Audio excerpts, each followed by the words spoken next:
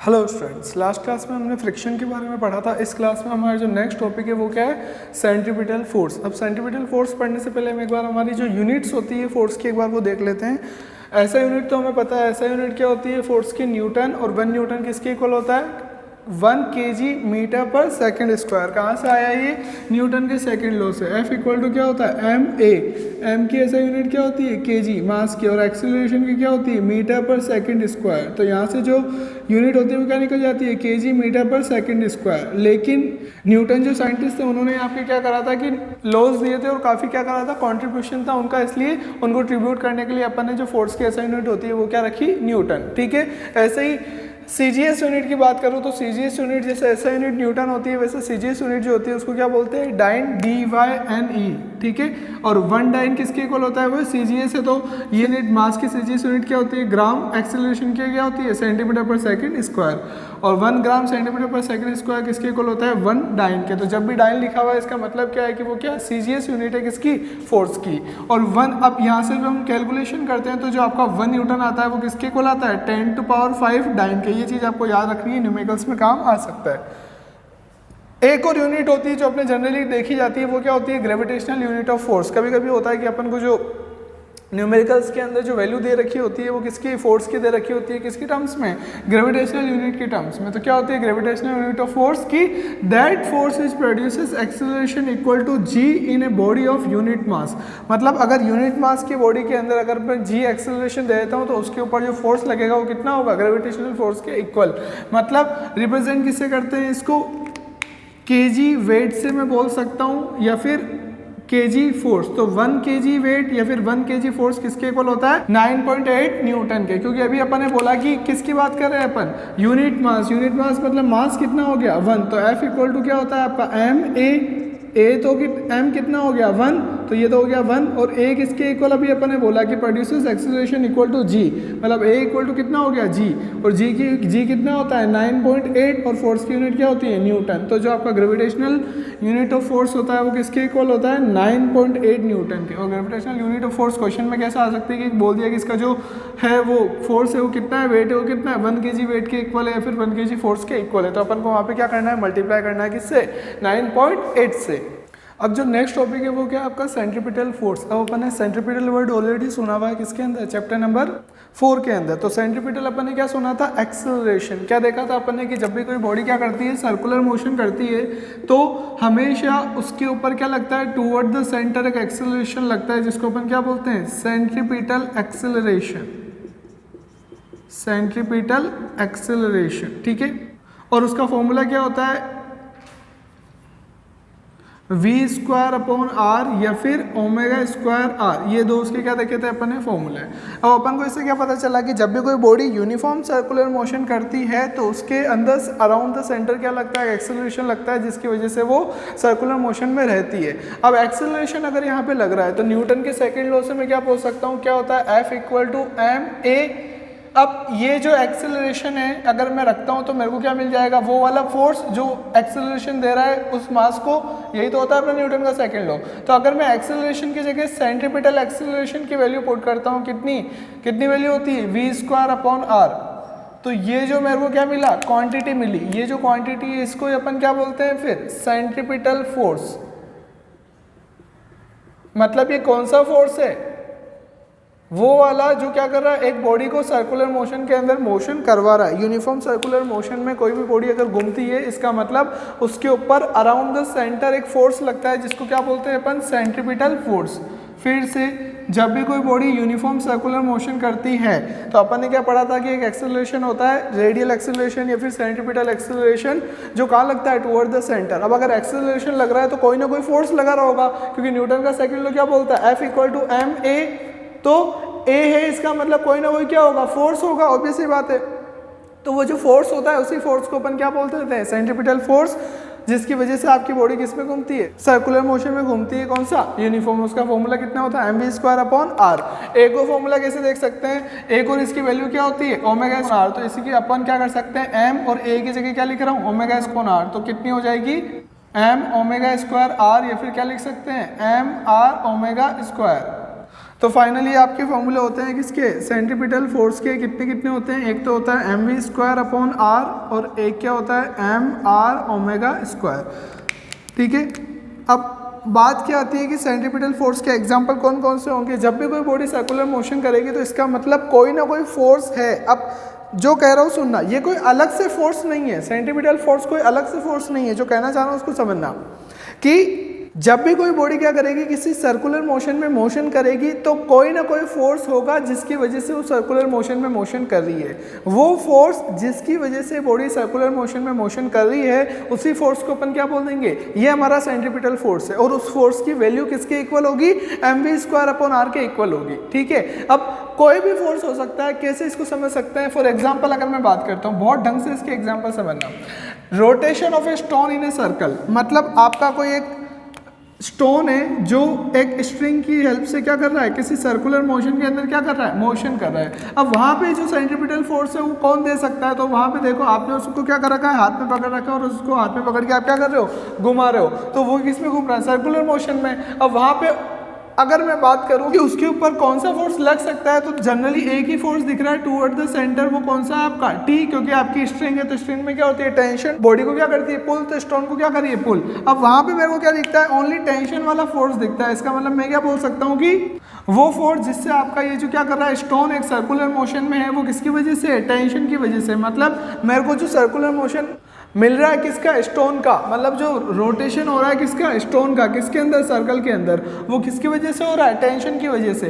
तो मतलब यहाँ पे क्या है कि जो टेंशन है वो ही क्या कर रही है, नेसेसरी सेंट्रीपिटल फोर्स आपको क्या कर रही है, प्रोवाइड कर रही है। मतलब यहाँ पे आपका टी किसके इक्वल हो जाएगा, mv²/r। आया समझ में मैंने क्या बोला। तो अभी एक एग्जांपल देखा, अभी और देखेंगे, फिर से सुनो मैंने क्या बोला उसको। सेंट्रीपिटल फोर्स क्या होता है, वो फोर्स जिसकी वजह से बॉडी सर्कुलर मोशन में घूमती है। सेंट्रीपिटल एक्सीलरेशन अपन को पता है, उसको मास से मल्टीप्लाई कर दिया तो अपन को क्या मिल गया, सेंट्रीपिटल फोर्स का मैग्नीट्यूड। पर ये कोई नया फोर्स नहीं है। मतलब जब भी आपकी कोई भी बॉडी किसी सर्कुलर मोशन के अंदर क्या कर रही होती है, मोशन करती है, तो उस टाइम पे वो फोर्स जिसकी वजह से वो बॉडी सर्कुलर मोशन में होती है, उसी फोर्स को हम क्या बोलते हैं कि ये हमारा सेंट्रीपिटल फोर्स है। जैसे अभी अपन ने बात करी कि स्टोन जब रोटेट कर रहा था किसके अंदर, सर्कुलर मोशन के अंदर, तो उस टाइम पे उसके अंदर ऊपर ओनली क्या लग रहा था, टेंशन। तो इसलिए हमने क्या बोल दिया कि वो जो टेंशन है वही किसके इक्वल है, वही क्या कर रही है, प्रोवाइड कर रही है क्या, सेंट्रीपिटल एक्सीलरेशन, सेंट्रीपिटल फोर्स, जिसकी वजह से आपका जो स्टोन है वो किसमें घूम रहा है, सर्कुलर मोशन में। तो अपन ने टी को किसके इक्वल पुट कर दिया, mv²/r के। नेक्स्ट हम बात करते हैं motion of planets around the sun. अब जैसे आपका मोशन हो रहा है किसका, प्लैनेट्स का अराउंड द सन, तो लेट्स सी आपका ये क्या है, सन है, और ये आपके प्लैनेट्स का क्या हो रहा है, मोशन। तो अब वो स्पेस में, और स्पेस में जनरली क्या होता है कि उनके मासेस काफ़ी ज़्यादा है और मास काफ़ी ज़्यादा होते हैं, तो आपका डोमिनेंट कौन हो जाता है, ग्रेविटेशनल फोर्स। अब वहाँ पे ग्रेविटेशनल फोर्स के अलावा उन प्लैनेट्स के बीच में और सन के बीच में कोई भी और फोर्स एक्ट ही नहीं कर रहा है। इसका मतलब क्या है कि स्पेस के अंदर जो आपके प्लैनेट्स घूमते हैं अराउंड द सन, तो उनको जो नेसेसरी सेंट्रीपिटल फोर्स चाहिए होता है वो किसकी वजह से मिलता है, ग्रेविटेशनल फोर्स की वजह से। मतलब जो आपका मोशन होता है किसका, प्लैनेट्स का अराउंड द सन, वो किसकी वजह से होता है, ग्रेविटेशनल फोर्स की वजह से। और वही ग्रेविटेशनल फोर्स क्या करता है, प्रोवाइड करता है क्या, नेसेसरी सेंट्रीपिटल फोर्स, किसके लिए, उनके मोशन के लिए। नेक्स्ट हम बात करते हैं, मतलब यहाँ पे जो आपका सेंट्रीपिटल फोर्स था वो किसने दिया, ग्रेविटेशनल फोर्स ने। नेक्स्ट हम बात करते हैं एक car taking a circular turn. अब जब भी कोई कार क्या करती है, सर्कुलर टर्न क्या करती है, लेती है, तो उस केस में हम क्या देखते हैं कि वहाँ पे ओनली एक फोर्स बचता है। क्यों, क्योंकि जैसे लेट्स एज्यूम कोई कार है आपकी, मैं फ्रंट से देख रहा हूँ तो ये आपकी कोई कार है, ठीक है। अब इस कार के ऊपर क्या देखो, नीचे क्या लग रहा है, वेट लग रहा है, और ऊपर क्या लग जाता है, नॉर्मल रिएक्शन। तो ये वर्टिकल फोर्स तो हो गए कैंसिल। लेकिन अगर कोई कार क्या करती है, सर्कुलर टर्न लेती है, ये आपकी कोई कार है जो सर्कुलर टर्न ले रही है। अब सर्कुलर टर्न वो ले रही है तो ऊपर तो क्या लग गया, नॉर्मल, और नीचे क्या लग गया, इसका वेट। लेकिन सर्कुलर टर्न लेने के लिए मेरे को क्या चाहिए, एक हॉरिजॉन्टल फोर्स चाहिए जो कहाँ लगेगा, टुवर्ड द सेंटर। अब वहाँ पे ओनली एक फोर्स होता है जो हॉरिजॉन्टल लग सकता है, और वो कौन सा होता है, फ्रिक्शन, क्योंकि और तो कोई फोर्स ही नहीं होता तीन के अलावा। एक वेट लग गया डाउनवर्ड, एक क्या लग गया, नॉर्मल रिएक्शन अपवर्ड। लेकिन हॉरिजॉन्टल डायरेक्शन में तो फोर्स ही नहीं है क्योंकि वेट ने इसको कैंसिल कर दिया। तो अब बचा क्या, तो बचा ओनली क्या, फ्रिक्शन। इसका मतलब वहाँ पे जब भी कोई कार क्या करती है, सर्कुलर टर्न लेती है, तो ओनली क्या बचता है, फ्रिक्शन। इसका मतलब वो जो फ्रिक्शन है वही क्या प्रोवाइड कर रहा है, नेसेसरी सेंट्रीपिटल फोर्स, किसके लिए,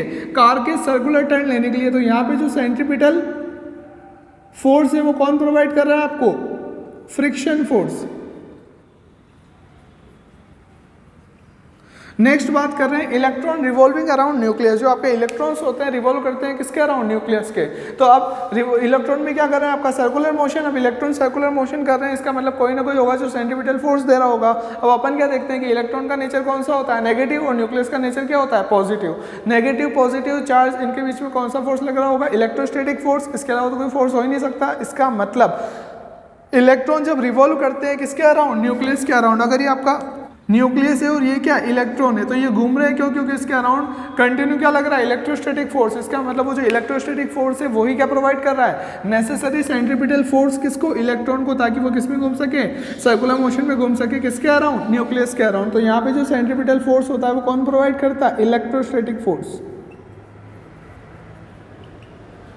इसका मतलब अभी तक मैंने क्या पढ़ा कि एक फोर्स होता है जिसकी वजह से, बहुत ढंग से सुनना, समराइज कर रहा हूँ, एक फोर्स होता है जिसकी वजह से आपकी बॉडीज क्या करती है? यूनिफॉर्म सर्कुलर मोशन में मोशन करती है। वो फोर्स कैसा लगता है? टूवर्ड द सेंटर, रेडियली लगता है toward the centre of the circle. तो उसी फोर्स को अपन क्या बोलते हैं? Centripetal force. उसका मैग्नीट्यूड कितना होता है? mv²/r। लेकिन क्या ये कोई नया फोर्स है क्या? नहीं, ये कोई नया फोर्स नहीं है। जब भी आपकी बॉडी किसी भी टाइप का सर्कुलर मोशन कर रही होती है तो वो फोर्स जिसकी वजह से वो बॉडी सर्कुलर मोशन में रह पा रही है, उसी फोर्स को अपन क्या बोल देंगे कि यही फोर्स क्या कर रहा है? मेरे को सेंट्रीपिटल फोर्स दे रहा है, जिसकी वजह से बॉडी किसके अंदर है? यूनिफॉर्म सर्कुलर मोशन के अंदर है। वो कोई भी हो सकता है, चाहे वो आपका टेंशन फोर्स हो सकता है, चाहे वो आपका ग्रेविटेशनल फोर्स हो सकता है, फ्रिक्शन फोर्स हो सकता है, या फिर इलेक्ट्रोस्टैटिक फोर्स हो सकता है। ठीक है। अब हमारा जो नेक्स्ट मेन टॉपिक है वो क्या है? Circular motion of A car on A level road. मतलब आपकी जो कार है वो क्या कर रही है? कार है, कोई भी व्हीकल क्या कर रहा है? एक रोड जो कि क्या है? कर्व हो सकती है, उसके ऊपर क्या कर रहा है? Circular motion. मतलब कोई भी अपन जब टर्न लेते हैं वो भी क्या हो गया आपका? Circular motion. या फिर किसी अराउंड द सर्कल भी अगर अपन रोड के ऊपर घूमते हैं वो भी क्या होता है आपका? Circular motion. किसका? व्हीकल का। तो एक बार उसके ऊपर देखते हैं कि वो किस किस के ऊपर आपकी डिपेंड करता है सर्कुलर मोशन। अब सर्कुलर मोशन है यहाँ पे, तो अभी अपन एग्जांपल में क्या बात कर रही थी सेंट्रीपिटल फोर्स में कि कोई भी बॉडी जब सर्कुलर मोशन में मोशन करती है तो एक नेसेसरी सेंट्रीपिटल फोर्स होता है। और वहाँ पे अपन ने क्या बोला था कि व्हीकल के केस में जब आपका व्हीकल रोड के ऊपर सर्कुलर मोशन करता है तो ओनली एक फोर्स होता है, कौन सा? फोर्स ऑफ फ्रिक्शन, जिसकी वजह से आपकी जो व्हीकल होता है वो क्या कर पाता है? सर्कुलर मोशन कर पाता है। तो यहाँ पे अपन एक कार एज्यूम कर रहे हैं जिसका मास कितना है? m, और वो क्या कर रही है? कांस्टेंट स्पीड v से क्या कर रही है? मोशन कर रही है, एक सर्कुलर मोशन वो कर रही है। ठीक है। अब जब कार मोशन कर रही है तो ऑब्वियसली बात है कि उसके जो टायर है वो किधर जाना चाहते हैं? बाहर की तरफ। कोई भी, अब पहले किधर जा रहे थे? स्ट्रेट। सडन आप क्या कर रहे हो? टर्न ले रहे हो, तो टायर तो वैसे जाना चाह रहे हैं। इसका मतलब जब कार क्या कर रही है? सर्कुलर टर्न ले रही है। तो लेट से आपका सर्कुलर टर्न है तो उसके जो टायर है वो जाना कहाँ चाह रहे हैं? आउटवर्ड साइड में जाना चाह रहे हैं, बाहर की तरफ। किससे? From the centre of the circle. वो जो सर्कल है या कर्व है उससे क्या जाना चाहते हैं? अवे जाना चाहते हैं। टायर जाना कहाँ चाहते हैं? अवे। तो ऑब्वियसली बात है जो फ्रिक्शन की डायरेक्शन होगी वो क्या होगी? टेंडेंसी ऑफ मोशन के अपोजिट। इसका मतलब जो आपका फ्रिक्शन फोर्स लगेगा वो कैसा होगा? इनवर्ड। तो मैंने एज्यूम करा कि ये जो इनर व्हील्स है दोनों, इनके ऊपर फ्रिक्शन फोर्स कितना लग रहा है? F1। और जो आउटर व्हील्स है आगे का और पीछे का उसके ऊपर फ्रिक्शन फोर्स कितना लग रहा है? F2। तो फिर से देखो एक बार, अभी तक अपन ने क्या करा? आपकी ये कार है जो m मास की v वेलोसिटी की है, वो क्या कर रही है? जैसे ही पहले स्ट्रेट मोशन कर रही थी, अब क्या करना है? टर्न लेना है। तो जैसे ही वो टर्न लेने लगती है कार, तो जिस अराउंड द कर्व या अराउंड द सर्कल वो टर्न लेने लगती है, तो जो आपके टायर्स होते हैं वो जनरली कहाँ जाना चाहते हैं? आउटवर्ड की साइड में। अब आउटवर्ड की साइड में वो जाना चाह रहे हैं तो आपका फ्रिक्शन ऑब्वियसली बात है कौन सा लगेगा? अपोजिट टू द मोशन, मतलब inward to the circle, toward the centre of the circle. तो मैंने यहाँ पे एज्यूम करूँ कि आपके जो इनर वाले टायर्स है उनके ऊपर जो फ्रिक्शन फोर्स लग रहा है वो कितना? F1। और आउटर टायर्स के ऊपर फ्रिक्शन फोर्स कितना लग रहा है? F2। अब कार के पास क्या है? मास है, और मास है तो ऑब्वियसली बात है वेट लगेगा कितना? Total mg। अब इनवर्ट टायर का मैं रिएक्शन बोल रहा हूँ कि इनवर्ट टायर का रिएक्शन है R1 और आउटवर्ड टायर का रिएक्शन टोटल है कितना? R2। तो टोटल जो रिएक्शन हो गया वो कितना हो गया? ऊपर की साइड में टोटल R1 प्लस R2। तो अब एक बार फ्रिक्शन कैलकुलेट करते हैं, क्योंकि अपना जो सेंट्रीपिटल फोर्स होगा अपन कैलकुलेट क्या करना चाह रहे हैं? वो सेंट्रीपिटल फोर्स, और वो जो सेंट्रीपिटल फोर्स है वो कौन देगा यहाँ पे? फ्रिक्शन। तो अब दो फ्रिक्शन हो रहे हैं तो टोटल फ्रिक्शन कितना हो जाएगा? टोटल फ्रिक्शन कितना? F1 plus F2। ये कितना हो जाएगा? μR1 plus μR2। Mu common आ रहा है तो कितना हो जाएगा? R1 plus R2। और यहाँ पे अपन देख सकते हैं कि आपका वर्टिकल के अंदर अपवर्ड कौन सा फोर्स है? R1 plus R2। और डाउनवर्ड कौन सा फोर्स है? mg। और यूनिफॉर्म मोशन है, यूनिफॉर्म मोशन मतलब एक्सेलरेशन कितना है? 0। मतलब अपवर्ड फोर्स और डाउनवर्ड फोर्स क्या होंगे? इक्वल। मतलब ये जो R1 प्लस R2 है ये किसके इक्वल होगा, mg के। ये कैसे अपन लिख सकते हैं, बाय न्यूटन्स फर्स्ट लॉ, ठीक है। तो R1 प्लस R2 किसके इक्वल है, mg के। तो यहाँ से अपन टोटल फ्रिक्शन फोर्स कितना लिख सकते हैं, F इक्वल टू कितना होगा, म्यू mg। तो ये तो किसकी बात हुई, टोटल फोर्स की। और ये जो फोर्स है यही अपन को क्या दे रहा है, सेंट्रीपिटल फोर्स। तो आपकी जो कार है उसको अगर किस में रहना है, सर्कुलर मोशन में रहना है, अलोंग द सर्कल उसको मोशन करना है, तो इस फोर्स को किसके इक्वल होना पड़ेगा, सेंट्रीपिटल फोर्स के। तो मैं क्या बोल सकता हूँ कि आपका जो फ्रिक्शन फोर्स है उसको किसके इक्वल होना पड़ेगा, सेंट्रीपिटल फोर्स के, मतलब mv square upon r। Friction force कितना है आपका, म्यू mg, किसके इक्वल होना पड़ेगा उसको, mv स्क्वायर अपॉन r। पर इक्वल होने का मतलब क्या है कि ये क्या है मेरा फ्रिक्शन फोर्स, मतलब मेरे फ्रिक्शन फोर्स को इतना होना पड़ेगा तब आपकी जो कार है, व्हीकल है, वो क्या करेगा, सर्कुलर मोशन। अगर वो जैसे इससे थोड़ा भी कम हुआ तो सेंट्रीपिटल फोर्स नहीं मिल पाएगा, और अगर सेंट्रीपिटल फोर्स नहीं मिला मतलब जो आपकी कार है वो सर्कुलर मोशन में मोशन नहीं करेगी और क्या हो जाएगी, स्किड हो जाएगी, स्लिप हो जाएगी। तो मतलब इतना फोर्स तो चाहिए ही है। इसका मतलब क्या है, इसका मतलब ये है कि आपका जो फोर्स है, कौन सा, फ्रिक्शन, वो इतना तो होना ही चाहिए, और जनरली हमेशा क्या होना चाहिए, इससे ज़्यादा। क्यों, क्योंकि इससे इतना होगा और इससे ज़्यादा होगा तभी आपकी कार क्या करेगी, सर्कुलर मोशन में क्या करेगी, मोशन कर पाएगी। तो अब यहाँ पे अपन देखते हैं कि m से m क्या हो गया, कट। तो कितना बचा, म्यू जी, और r को इधर लेके आ गया तो कितना हो गया, mu R G greater than equal to V square. और इसको और कैसे लिख सकते हैं कि V square less than equal to mu R G, और स्क्वायर रूट भेजूंगा तो क्या हो जाएगा, अंडर रूट। तो V is less than equal to under root mu R G. अब ये जो वेलोसिटी निकली है, वेलोसिटी क्या है, ये मैक्सिमम वेलोसिटी है। किसकी मैक्सिमम वेलोसिटी है कि इस वेलोसिटी से जैसे ही आपने अपनी व्हीकल की स्पीड क्या करी, वेलोसिटी क्या करी, ज्यादा, तो उसी इंस्टेंट पे आपका जो व्हीकल है वो क्या हो जाएगा, स्किड हो जाएगा। किससे, रोड से। क्यों, क्योंकि मैक्सिमम स्पीड है, इससे ज्यादा आप नहीं कर सकते। क्यों, साइन देखो ना यहाँ पे, साइन क्या आ रहा है कि लेस देन इक्वल टू, मतलब लेस देन इक्वल टू का मतलब ये जो चीज है ये क्या है, मैक्सिमम है। तो इसका मतलब आपकी जो मैक्सिमम वेलोसिटी होती है वो किसके ऊपर डिपेंड करती है, म्यू, मतलब इसका रोड का और टायर के बीच में जो फ्रिक्शन है वो आर, मतलब वो जिस सर्कल पर रेडियस कर रही है उस सर्कल की रेडियस उसका अनुपात की, और जी आपका क्या, एक्सेलरेशन ड्यू टू ग्रेविटी। पर अब जी तो क्या है, फिक्स है। इसका मतलब मेनली आपकी जो मैक्सिमम स्पीड है वो किसके ऊपर डिपेंड कर रही है, नंबर 1 तो म्यू, और नंबर 2 क्या, रेडियस। अब अपन क्या देखते हैं कि आर, एक बार आपने रोड बना दी तो ये तो क्या हो गया, फिक्स। लेकिन अब दिक्कत किस में, म्यू के अंदर, क्योंकि म्यू क्या है, फ्रिक्शन है किस के बीच में, रोड के बीच में और टायर के बीच में। पर दिक्कत क्या है, जब आपकी रेन होती है तो आपका जो म्यू होता है वो क्या हो जाता है, काफी कम, क्योंकि रोड कैसी हो जाती है, स्लिपरी। तो उस केस में म्यू कम हो जाता है, तो आपकी जो स्पीड होती है ऑटोमेटिक क्या हो जाती है, डिक्रीज हो जाती है। इसलिए आपकी जनरल जिस स्पीड से हमारे व्हीकल को कर्व करते हैं रेन में, उससे काफी ज्यादा हमें क्या रखनी पड़ती है, स्पीड कम। मतलब मेनली यहाँ पे जो आपकी डिपेंडेंसी हो गई किसकी, वेलोसिटी, मैक्सिमम वेलोसिटी की टर्न की, वो किसके ऊपर हो जाती है, म्यू के ऊपर। ठीक है, तो ये क्या होता है कि सर्कुलर मोशन किसका, व्हीकल का, किसके ऊपर, लेवल रोड के ऊपर। तो अभी हमने क्या देखा कि हमारी जो मैक्सिमम वेलोसिटी होती है लेवल रोड पे, प्लेन रोड पे, वो क्या होती है, मेनली डिपेंड होती है किस पे, कोफिशिएंट ऑफ फ्रिक्शन पे और रेडियस के, उसको जो कर्व पाते हैं उसके रेडियस के ऊपर। अब अगर आपका जो फ्रिक्शन अमाउंट है अगर वो ज़्यादा होगा तो उससे होगा क्या, क्योंकि वो फ्रिक्शन है किस के बीच में, टायर और रोड के बीच में। तो रोड का तो कुछ नहीं होगा, लेकिन होगा किसका, टायर का। टायर में क्या होगा, बहुत ज़्यादा वियर और टीयर हो जाएगा, मतलब वो बहुत ज़्यादा घिस जाएगा और धीरे धीरे कटने लग जाएगा और काफ़ी ज़्यादा वीक हो जाएगा। मतलब उसकी जो ड्यूरेशन होगी वो ज़्यादा नहीं होगी, मतलब जो आपके टायर्स है वो ज़्यादा ड्यूरेबल नहीं होंगे। और ऑब्वियसली बात है कि टायर्स कॉस्टली होते हैं, तो बार बार टायर जो चेंज करना इकोनॉमिकल नहीं होगा। मतलब अब तो फिर अब करें क्या, क्योंकि जब भी आप क्या करते हो कि किसी भी कर्वपाथ के ऊपर आपका जब व्हीकल मोशन हो रहा है तो ऑब्वियसली बात है कि जो फ्रिक्शन है वो सेंट्रीपिटल फोर्स दे रहा है। तो नहीं, अपन चाह रहे हैं कि यार ओनली फ्रिक्शन का रोल नहीं हो, किसी और भी चीज़ का रोल हो। क्योंकि एक और प्रॉब्लम ये भी तो अपन ने देखी थी कि जो बारिश के दिन होते हैं, ये जब आइस वगैरह होती है रोड पे, उन दिनों में क्या होता है कि जो आपका म्यू होता है वो वैसे भी कम हो जाता है, और जनरल जो डेज होते हैं उसमें फ्रिक्शन ज़्यादा होने से वियर और टीयर ज़्यादा होता है। तो अपन चाहते हैं कि ओनली फ्रिक्शन की डिपेंडेंसी ना हो। तो इसलिए अपन क्या करते हैं कि आपकी जो रोड होती है उसको अपन क्या कर देते हैं कि जो आउटर एज होता है, मतलब ये रोड है उसका जो आउटर एज होता है, आउटर सर्कमफेरेंस होती है, उसको क्या कर देते हैं, इनर एज से एक एंगल पे कर देते हैं। तो उससे क्या होता है कि आपका जो नॉर्मल फोर्स होगा वो सरफेस के परपेंडिकुलर होने की वजह से उसके क्या हो जाएंगे, दो कंपोनेंट, क्योंकि एज पे आ गया जिसको अपन वेज बोलते हैं वहां पे। तो दो कंपोनेंट होने से जो उसका हॉरिजॉन्टल कंपोनेंट होता है, मतलब पैरेलल टू द रोड, वो क्या करता है, प्रोवाइड करता है, वो भी क्या करता है, मतलब पार्ट लेता है किसमें, सेंट्रीपिटल फोर्स को प्रोवाइड कराने में। तो जो आपका फ्रिक्शन का रोल होता है वो क्या हो जाता है, कम। तो ये जो अपन करते हैं कि जो आपकी कर्व रोड होती है उसमें जो आउटर सर्कमफेरेंस होती है उसको इनर सर्कमफेरेंस के कंपेरेटिव में क्या कर देते हैं, एक एंगल पे कर देते हैं, थोड़ा एज पे कर देते हैं, तो उसी जो फिर इसी को हम क्या बोलते हैं, बैंकिंग ऑफ रोड। मतलब आउटर एज को क्या कर देना, राइज कर देना edge compare to inner edge, यही क्या हो गया आपका बैंकिंग ऑफ रोड। और जिस एंगल से जो आउटर एज होता है वो इनर एज से क्या करा जाता है, राइज किया जाता है, उस एंगल को क्या बोलते हैं अपन, एंगल ऑफ बैंकिंग। तो ये जो कंप्लीट है ये क्या हो गया आपका बैंकिंग ऑफ रोड,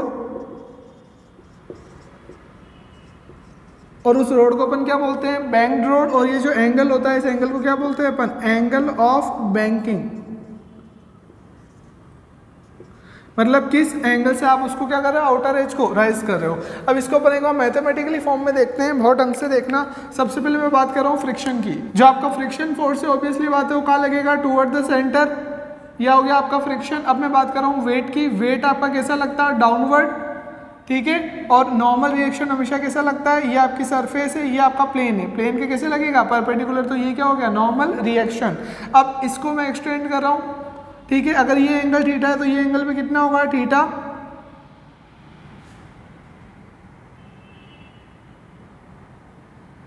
और ये जो वेट वाली लाइन है इसको भी अगर मैं वर्टिकली एक्सटेंड कर देता हूं तो अब ये एंगल थीटा है तो ये अपोजिट एंगल है, तो ये एंगल थीटा है तो ये एंगल में कितना हो जाएगा, थीटा। इसका मतलब अब कंपोनेंट कर रहे हैं अपन किस किस में, एक तो हॉरिजॉन्टल प्लेन में, एक वर्टिकल प्लेन में। तो हॉरिजॉन्टल आपका क्या होता है, ये हॉरिजॉन्टल, और ये क्या होता है, वर्टिकल, ठीक है। तो अब यहाँ पे देखो आर आपका ऐसे जा रहा है, वर्टिकल एक्सिस के साथ कितना एंगल बना रहा है, थीटा। तो जो वर्टिकल कंपोनेंट होगा वो अब पहले एक बार आपने कंप्लीट कर दिया उसको, पैरेललोग्राम को, ठीक है। अब तो अपन क्या कर रहे हैं, यहाँ पे रेक्टेंगुलर कंपोनेंट कर रहे हैं किसके, इस आर वेक्टर के। तो जिसके साथ एंगल बनता है वो एक्सिस पे क्या हो जाता है आपका कोस कंपोनेंट, तो आर कोस थीटा, और ये उसके परपेंडिकुलर क्या हो जाएगा आपका आर साइन थीटा। ये तो आर के कंपोनेंट हो गए। अब ये जो वेट है, ये वेट तो ऑलरेडी क्या है, डाउनवर्ड, तो वेट के अपन को कंपोनेंट करने हैं नहीं। अब किसके बचे, फ्रिक्शन। फ्रिक्शन ऐसे एंगल पे लग रहा है तो फ्रिक्शन के कंपोनेंट करते हैं। फ्रिक्शन में देखो एक बार, ये क्या होगा, इसका एक कंपोनेंट ये इधर जाएगा हॉरिजॉन्टल, और एक क्या होगा इसका डाउनवर्ड कंपोनेंट जो वेट के अलोंग जाएगा। अब अगर ये एंगल थीटा है तो ये क्या हो जाएगा, 90 माइनस थीटा, और ये अगर 90 माइनस थीटा है तो ये रिमेनिंग एंगल ये वापस कितना हो जाएगा आपका, थीटा। अब इसके दो कंपोनेंट में कर रहा हूँ, इसको ऊपर लिख लेते हैं।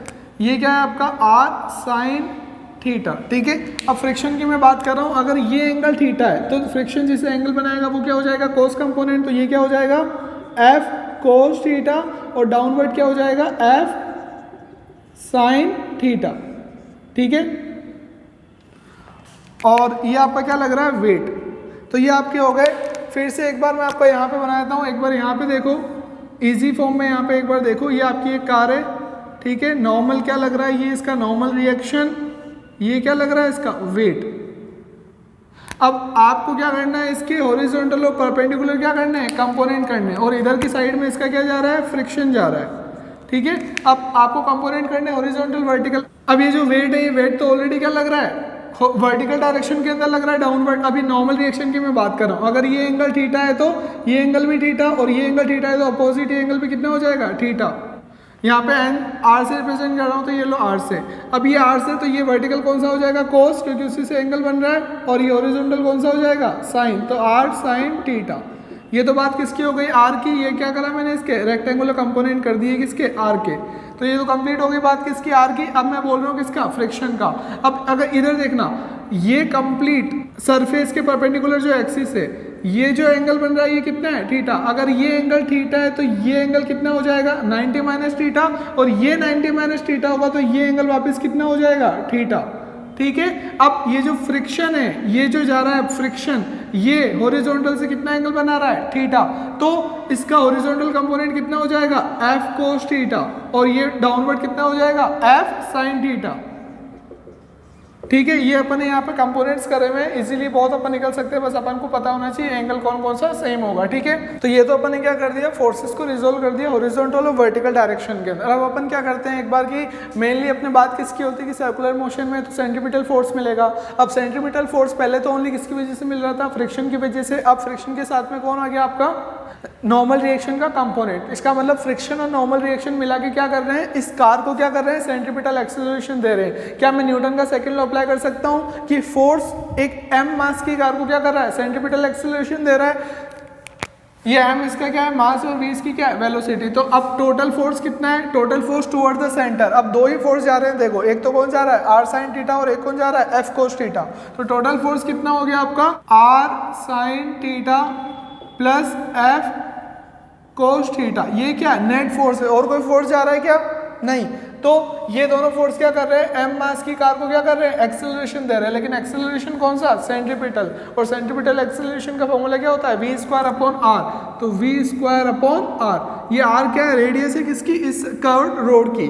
तो ये इसको बोल दिया इक्वेशन नंबर 1। अब नेक्स्ट क्या है, वर्टिकल फोर्सेस। अब ये कार किस में, यूनिफॉर्म मोशन में, और यूनिफॉर्म मोशन में वर्टिकली इसका कोई मोशन नहीं हो रहा, मतलब ये वर्टिकल फोर्स आपस में एक दूसरे को क्या करेंगे, बैलेंस। कहाँ से पता चला, न्यूटन के फर्स्ट लॉ से, कि नेट फोर्स कितना होगा, वर्टिकल 0, क्योंकि नेट एक्सेलरेशन वर्टिकल का कितना है, 0, क्योंकि वर्टिकल में मोशन नहीं हो रहा। इसका मतलब आपका डाउनवर्ड फोर्स नेट कितने हैं, आपके दो फोर्स है, एक तो क्या लग रहा है, वेट डाउनवर्ड, और एक क्या लग रहा है, f sin थीटा। मतलब वेट किसके इक्वल है, mg, प्लस डाउनवर्ड फोर्स कितना है, f sin थीटा। ये किसके इक्वल होगा, अपवर्ड फोर्स के, अपवर्ड फोर्स कितना है, r cos थीटा।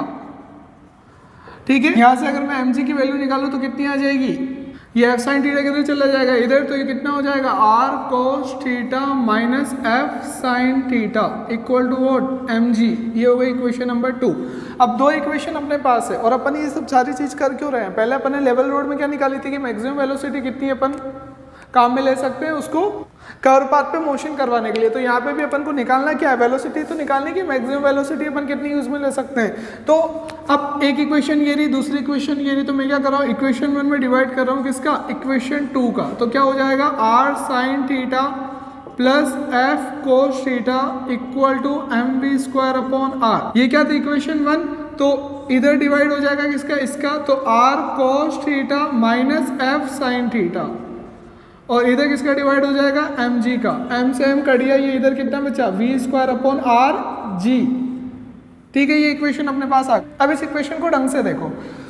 अब मेरे को सिंप्लीफाई इसको करना है, क्योंकि काफी ज्यादा क्या आ रही है, टर्म आ रही है। उधर तो मेरे को मिल गया v स्क्वायर अपॉन आर जी, तो v कितना हो जाएगा, इधर अंडर रूट कर दूंगा और मल्टीप्लाई कर दूंगा किससे, आर जी से। पर अपन चाह रहे हैं कि एक बार ये जो चीज है थोड़ी सी क्या हो जाए, सिंप्लीफाई हो जाए। अब यहाँ पे देखो साइन कोस, तो अगर मैं किसी एक से डिवाइड करूँ, चाहे साइन से करूँ चाहे कोस से करूँ, तो न्यूमरेटर में और डिनोमिनेटर में तो क्या हो जाएगा, दो टर्म कट हो जाएगी, क्योंकि दो जगह साइन आ रहा है, दो जगह कोस आ रहा है। तो एक तो अपन ये कर सकते हैं कि न्यूमरेटर डिनोमिनेटर में इधर क्या कर दें, डिवाइड कर दें, साइन या कोस से। अब किससे करें, वो एक क्वेश्चन है।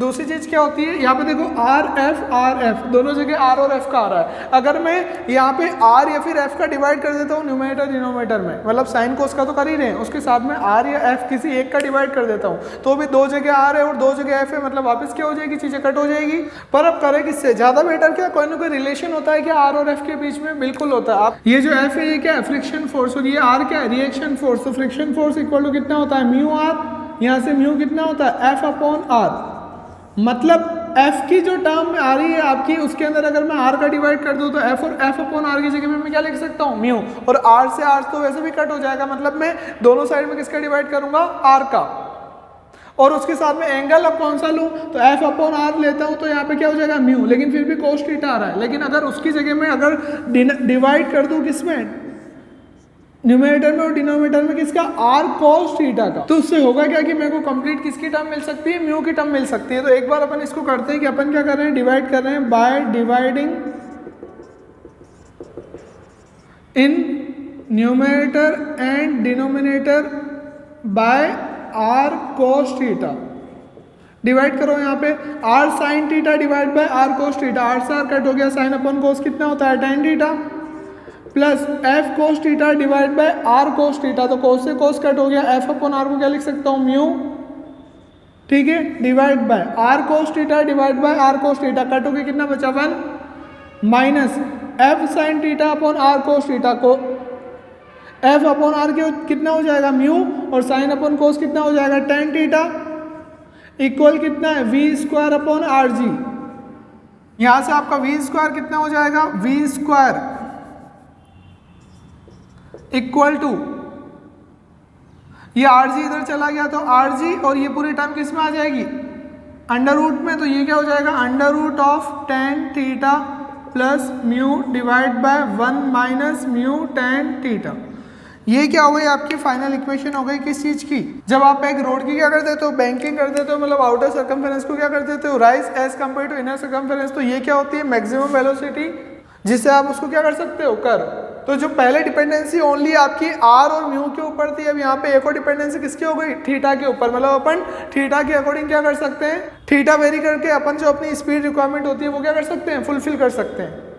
तो जब भी आपकी क्या होती है कोई भी, अब ये मेनली देखने को कहाँ मिलता है, ये मेनली आपको देखने को आपके सिटीज़ में नहीं मिलता, ये मेनली कहाँ देखने को मिलती है, बैंकिंग आपको हाईवेज पे। तो जब भी आप याद करो, जब आप हाईवेज पे आपने कहीं गए होंगे और हाईवेज आपने देखी होगी कि जो बड़े बड़े कर्व होते हैं वहाँ पे जो रोड होती है वो क्या होती है, बैंक्ड होती है। मतलब जो उनका आउटर एज क्या होता है, वो राइज होता है edge compare to inner edge, ताकि अपन को जो नेसेसरी सेंट्रीपिटल फोर्स है वो कौन फुलफिल, ये एंगल फुलफिल करता है। क्योंकि अपन देखते हैं कि हाईवे के ऊपर जो कर्व होता है वो क्या होता है, काफ़ी ज़्यादा हाई स्पीड से कर्व होता है। तो अपन वहाँ पे स्किड नहीं हो जाए इस रीज़न से आपकी क्या की जाती है, स्पेशली बैंकिंग, क्योंकि वहाँ पे जो फ्रिक्शन फोर्स होता है वो क्या होता है, सफिशिएंट नहीं होता है। अब अपन यहाँ पे एक और कंडीशन भी ले सकते हैं, क्या कि मतलब आपका जैसे यहाँ पे अपन ने बोला कि किस किस के ऊपर डिपेंड कर रहा है, नंबर 1 डिपेंड कर रहा है किसके ऊपर, रेडियस ऑफ कर्व, सेकेंड किसके ऊपर डिपेंड कर रहा है वो म्यू, और थर्ड किसके ऊपर डिपेंड कर रहा है, थीटा।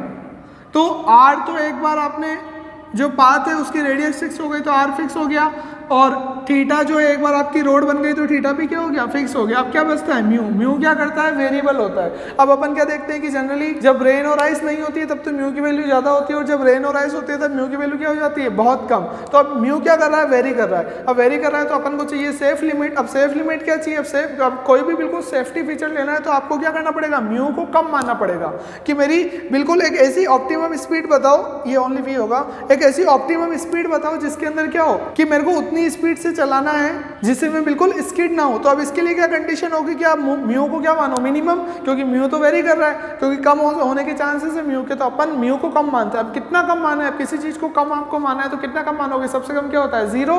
तो इसलिए अपन क्या मानते हैं कि अगर म्यू आपका 0 हो जाए तब आपकी जो स्पीड निकलेगी वो क्या हो जाएगी, ऑप्टिमम। अब यहाँ पे एक बार इसको पुट करके देखते हैं, म्यू 0 हो गया मतलब ये टर्म कितनी हो गई, 0, ठीक है। ये म्यू 0 हो गया तो ये पूरी टर्म कितनी भी हो गई, 0, ठीक है।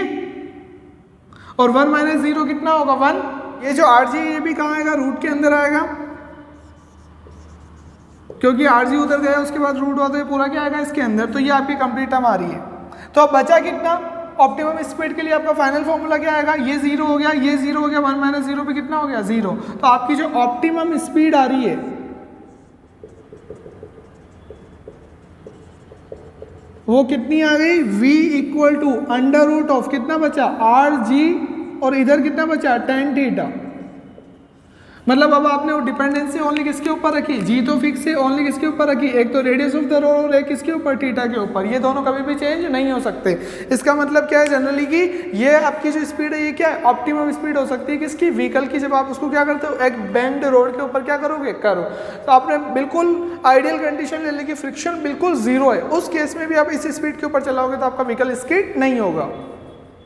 तो ये क्या था अपना बैंकिंग ऑफ रोड। क्यों करते हैं अपन बैंकिंग ऑफ रोड, क्योंकि अपनी ओनली किसके ऊपर डिपेंडेंसी होती है, लेवल रोड के ऊपर, फ्रिक्शन पे। और फ्रिक्शन से क्या होता है, काफ़ी ज़्यादा वियर और टियर, लेकिन वो जो होता है फ्रिक्शन वो भी क्या करता है, वेरिएबल होता है। अब वेरिएबल होता है तो अपन रिस्क नहीं ले सकते, इसलिए जो आपकी हाईवेज होती है, जहाँ पे हाईवे टर्न होती है, तो वहाँ पे ऑलरेडी अपन को पता है कि हाईवे के ऊपर स्पीड क्या रहती है, ज़्यादा। तो इसलिए अपन क्या करते हैं कि ओनली उसके ऊपर डिपेंडेंसी नहीं रखते हैं। इसलिए अपन क्या करते हैं कि आउटर एज को क्या कर देते हैं, थोड़ा राइज कर देते हैं edge compare to inner edge, जिससे, और इसी को अपन क्या बोलते हैं, बैंकिंग ऑफ रोड। और वो जिस एंगल से राइज करते हैं वो क्या होता है, एंगल ऑफ बैंकिंग। जो अपन सिंप्लीफाई करके फोर्स को वैल्यू निकालते हैं उस स्पीड की, जिससे अपन क्या कर सकते हैं कि हाईवे कर्व रोड के ऊपर उसको क्या कर सकते हैं, मोशन कर सकते हैं व्हीकल का। तो वो कितनी आती है आपकी, under root of R G tan theta plus mu divide by 1 minus tan theta. तो ये मेरी क्या आ गई स्पीड, ठीक है। अब यहाँ पे कितने फैक्टर के ऊपर डिपेंड कर रहा है, आर, म्यू और थीटा। लेकिन अगर कोई आपसे बोले कि यार एक ऑप्टिमम स्पीड बताओ कि एक वो स्पीड जिससे मैं चलाऊंगा तो मैं कभी भी स्किड नहीं होऊंगा, तो उसमें अब यहाँ पे एक ही चीज़ है जो वेरी कर रही है, वो क्या है, म्यू।